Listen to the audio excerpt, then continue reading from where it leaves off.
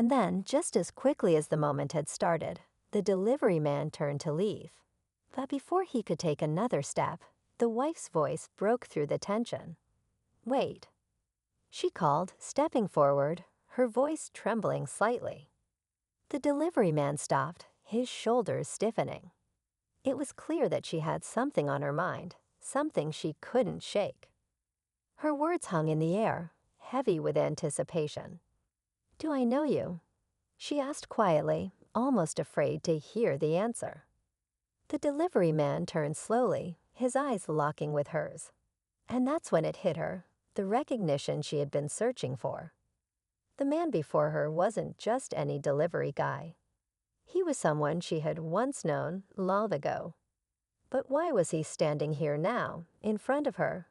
What was his connection to her life? And why was he still so calm when the tension between them had reached its breaking point? The wife's words hung in the air like a threat, her heart pounding in her chest as she waited for the delivery man's response. He didn't move, didn't even flinch. He simply stood there, his eyes steady but unreadable. The recognition had clearly hit her hard, but his silence only made her more anxious. Was he going to confirm it? Was this some kind of twisted joke? She took a step closer, her voice trembling now. You look just like him," she whispered, her mind racing. The man in front of her had the same features, the same quiet intensity as the man she had once known, a man she thought she'd left behind years ago. The delivery man exhaled slowly, his gaze flickering toward the ground before meeting her eyes again. "I'm not here for that," he said, his voice calm but heavy with meaning. "I'm here because of what you did." His words hit her like a punch to the gut. "What do you mean?" she asked, her voice barely audible now, a mix of confusion and fear creeping in. Before he could answer, the front door creaked open behind her. The husband, now sensing the shift in the air, stepped forward. He had heard enough to know that whatever was going on here wasn't just a simple mix-up. The weight of the situation seemed to settle on his shoulders. "Who are you?" he demanded, his tone sharp, protective. "What's going on?" The delivery man turned his attention to him now, his expression hardening. "You're going to want to hear this too," he said slowly. "Because what your wife doesn't know is that I'm here for both of you." A chill ran down the husband's spine. The air felt colder now, as if a storm was building just beyond the walls of their perfect home. He glanced at his wife, who stood frozen, her face pale as the delivery man's words hung over them like a shadow. "What is he talking about?"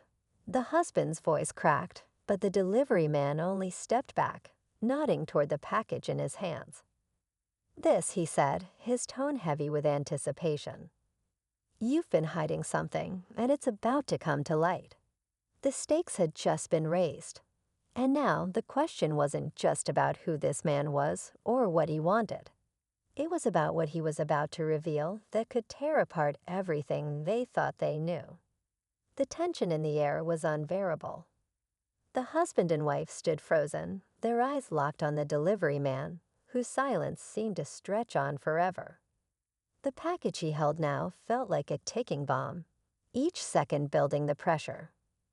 "You don't understand," the delivery man said, his voice steady but laced with anger.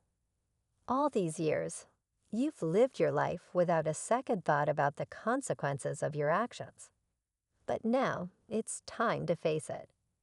The wife's hands shook as she stepped back, her mind racing. "What do you mean? What have we done? Please, just tell us." He finally set the package down on the porch, the sound of it hitting the floor almost deafening in the silence. "You think you've forgotten, but I remember. I remember every detail. You've been living a lie all these years, pretending that nothing happened. Pretending you're the perfect family." The husband took a step forward. "Stop talking in riddles." "What are you saying?" The delivery man's eyes turned cold. "You took everything from me. You stole my future, my chance to be someone. He paused, his lips tightening. My name is Jamal Williams, and 10 years ago, I was the man you betrayed. The wife's face went white as the truth hit her like a wave. Jamal. The name she hadn't heard in a decade. The man she thought she had left behind. The man she had once been in love with. She hadn't known what happened to him after they'd parted ways, after she'd chosen a different path. She had buried it all, convinced herself it was in the past. The teenager didn't flinch. This document, she said firmly, is proof that your court has mishandled cases just like mine for years. Innocent lives ruined because you never cared enough to listen. Her words landed hard, each syllable cutting through the judge's authority. The courtroom buzzed with shock.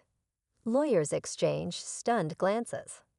Spectators whispered furiously, struggling to process what they'd just heard. The judge tried to regain control, banging his gavel. Order. This is irrelevant, he snapped, his face reddening. But the teenager wasn't finished. You know what's funny? She asked, tilting her head slightly.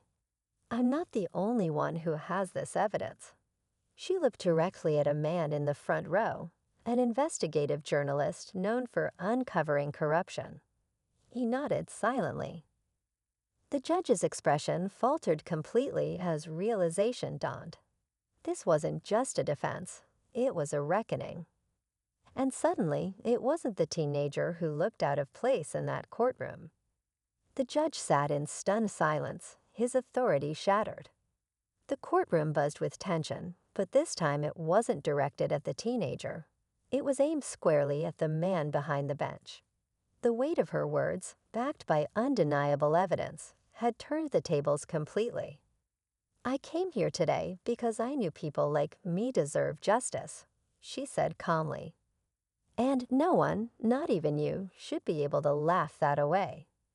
Her voice didn't waver. It was filled with pride and relief. The journalist stood, camera in hand, ready to expose the truth far beyond the four walls of that courtroom.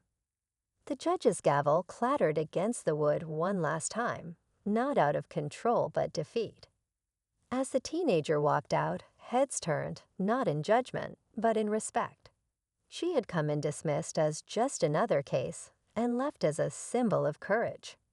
Truth, it turned out, was more powerful than anyone had expected.